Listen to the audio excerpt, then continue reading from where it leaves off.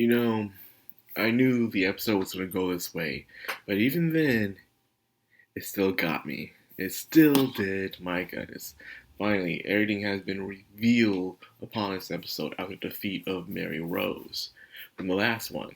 And it was really focused on two-side perspective, seeing was there any good way out? Was there any way, and this is what happens, what Mary Rose meant, why Kate shouldn't go the way Mary Rose went, because Mary Rose didn't tell no one. Mary Rose didn't trust no one. And because of that, she was doing it all by herself.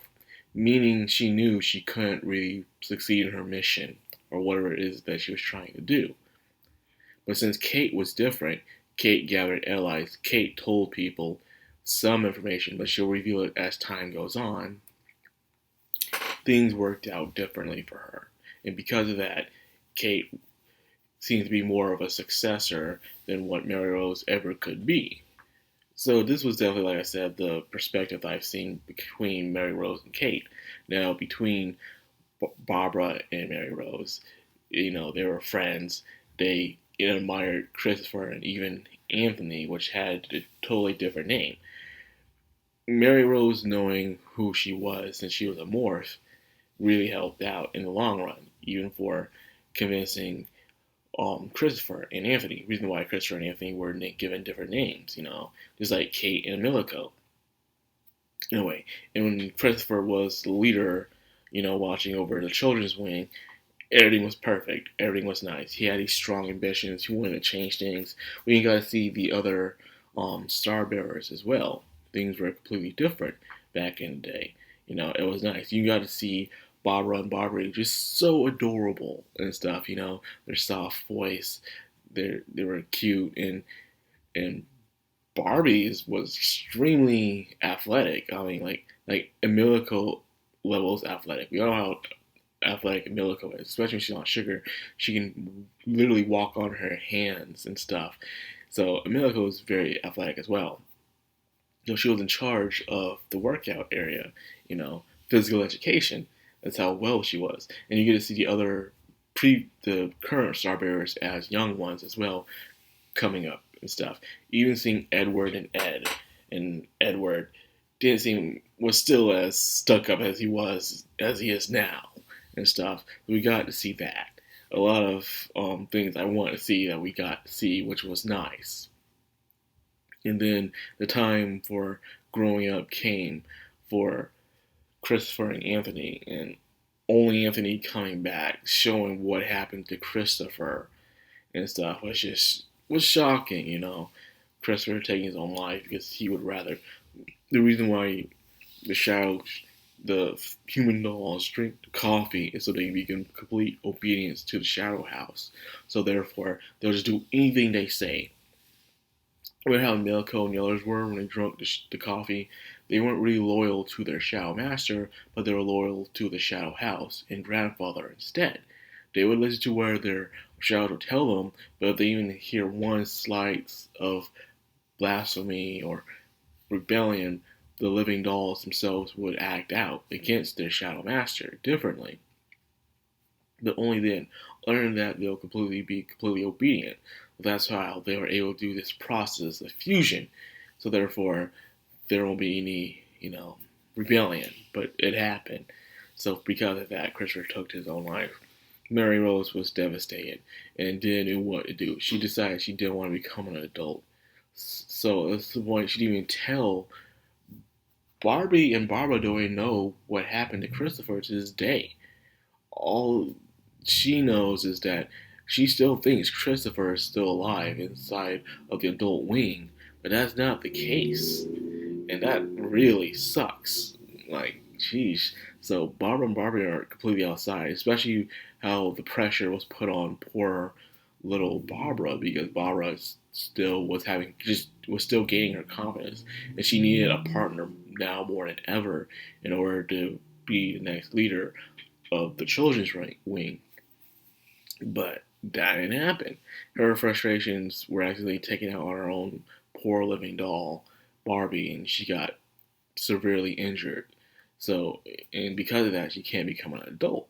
And usually this happens when the human dolls and the Shadow Master are discarded, but an exception is being made because her high expectations that was put upon her by Christopher, she was able to become a Star Bearer.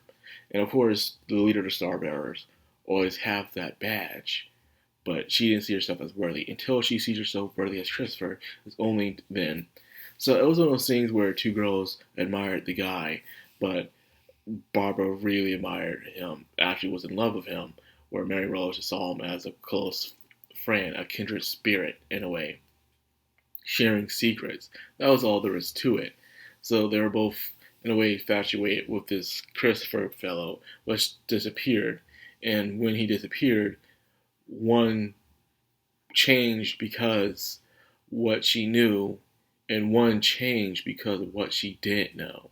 And because of that, if she trusted Barbara and Barbary with the secret, if she did, things would have been different. I really think so. I think, yes, Barbary would be upset. I mean, Barbara and Barbary would be upset. But they would gain confidence. They would change. They would do whatever they can to keep things in secret. Kate would have come along and shared information, and things would have been so much easier. When you really think about it, it would have been so much easier if she just told Barbara, and then Kate would come along, and Kate knows her information, and they would work together to take down and to stop the Shadow House, man. It would have been over by now, man. Something at least close than what we are right now. But just because she didn't trust anyone, or at least let alone talk to anyone, Mary Rose kept it all to herself. She couldn't go anywhere. She didn't grow. And it shows the difference between a child and an adult. And when she was about to cross the hallway, trying to end Edward by causing a ruckus. And if the ruckus happened on his behalf, he would be in trouble.